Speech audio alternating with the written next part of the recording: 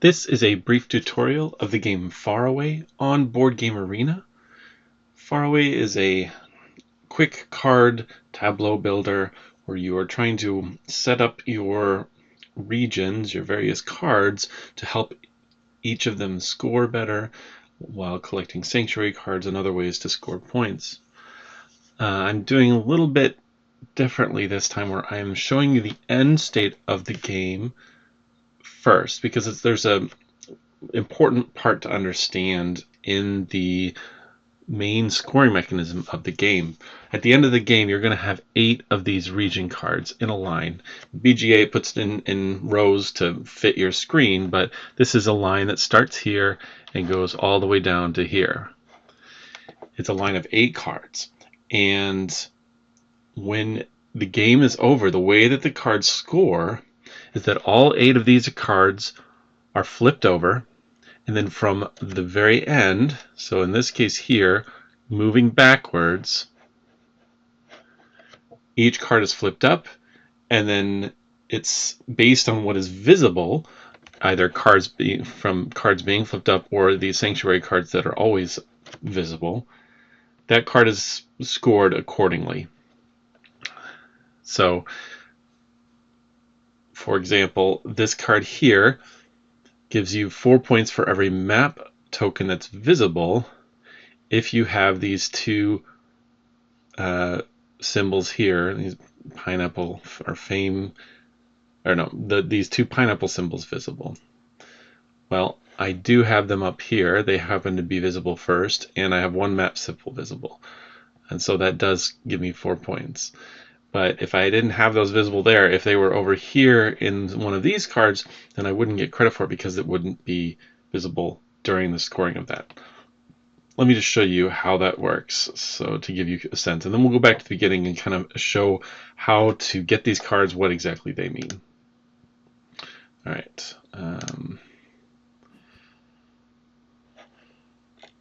So here's one of my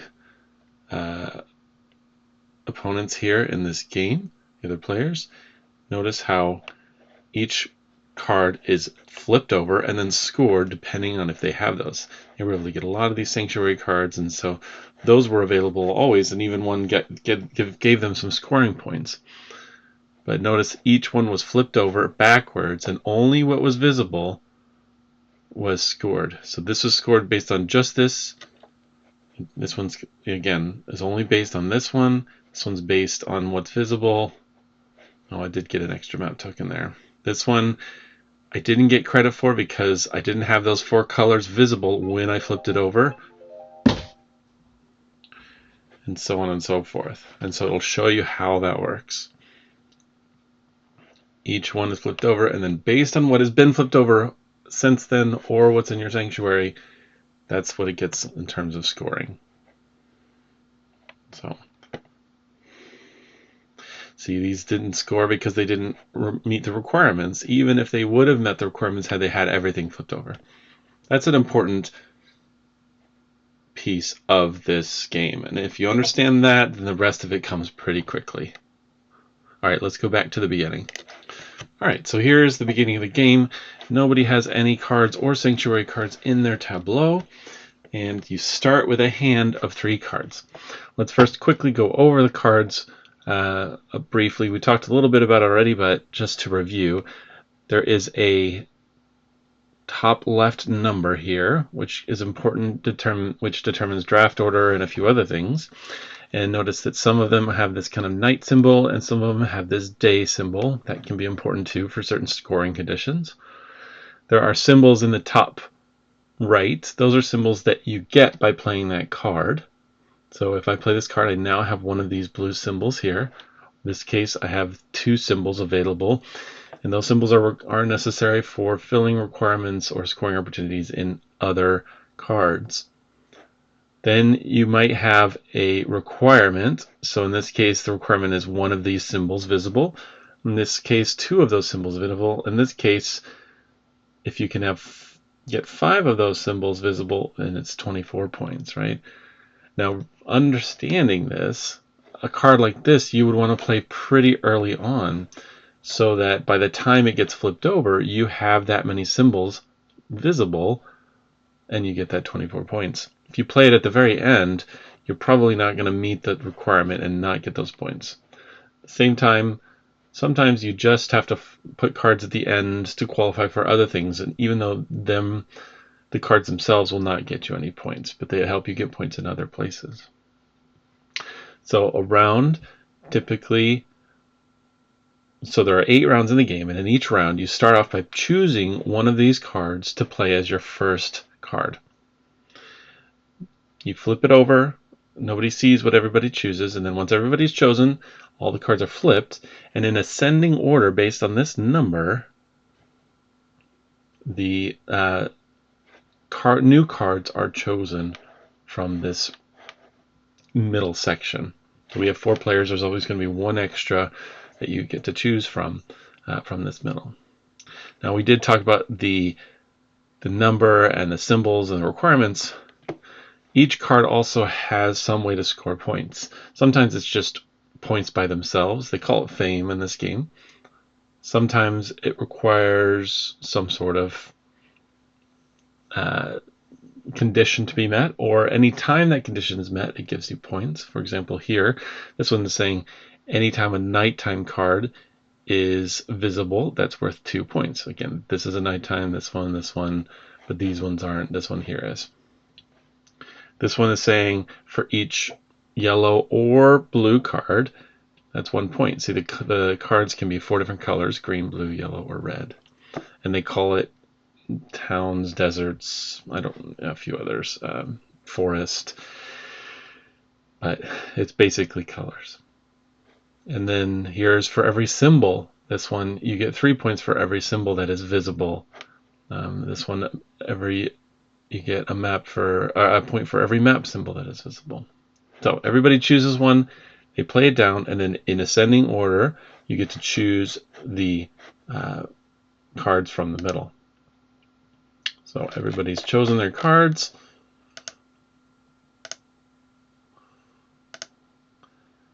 They are flipped over. That is the first card for everyone.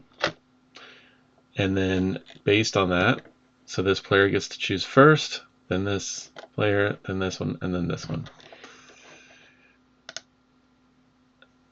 And those are drafted in order. You will always have 3 cards in your hand. Now, the next round starts, and you get to choose another card that you play as your next card in your row of 8. Now, here's another way where the number is important, because if you increase your number from one to the next, so if I play any of these cards, it will increase that number, but if I had like a 6 here and I played that, it wouldn't count. But if I increase this number, I get access to a sanctuary card. So if I played this 27, any of these cards, it would increase from 24 to whatever that number was. That would let me get a sanctuary card this round. Now you've seen these map cards as well.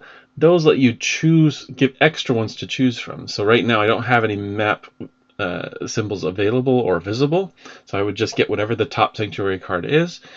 If I had some map symbols, it would show me that many additional cards, and I would get to choose from them. Sanctuary cards, again, the most important part of them is that they're visible all the time. They don't flip over at the end of the game, so you can use the symbols that they provide or the colors they provide to count through all of your scoring opportunities.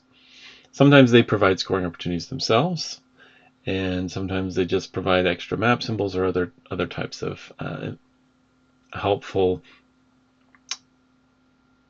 pieces to your row. So everybody's going to choose, and we all flip over, and so I was given a region because I went from one up to another, and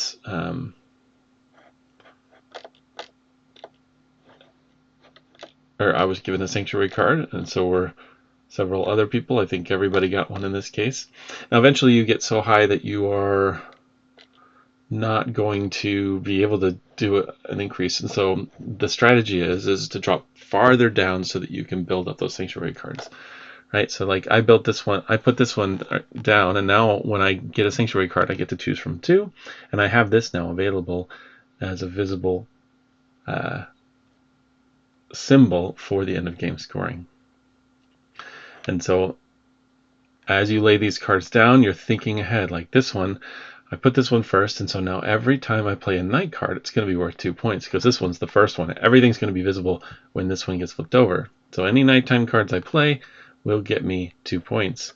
And this one, if I can get those 2 symbols available, and look, I already got one, then any of those colored cards will give me 2 points. So typically those first few cards you play are going to be big scoring cards if you can meet those requirements, which are a lot easier to do for those early cards. Whereas the later cards, it may be worth just getting symbols like this or just getting raw points like that, just so you can work on increasing the score of those final points.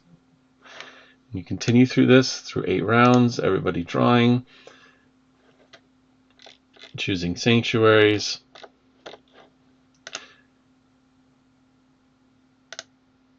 And after 8 rounds, you go through the scoring from right to left. Each card gets its own individual score. Any of the sanctuary cards that have scoring on them will also get scored after everything's been flipped over. So this is going to be for every one of these symbols on all the flipped cards. All the cards will get 1 point at the end. Whoever has the most points wins. Hope this was helpful. Thanks.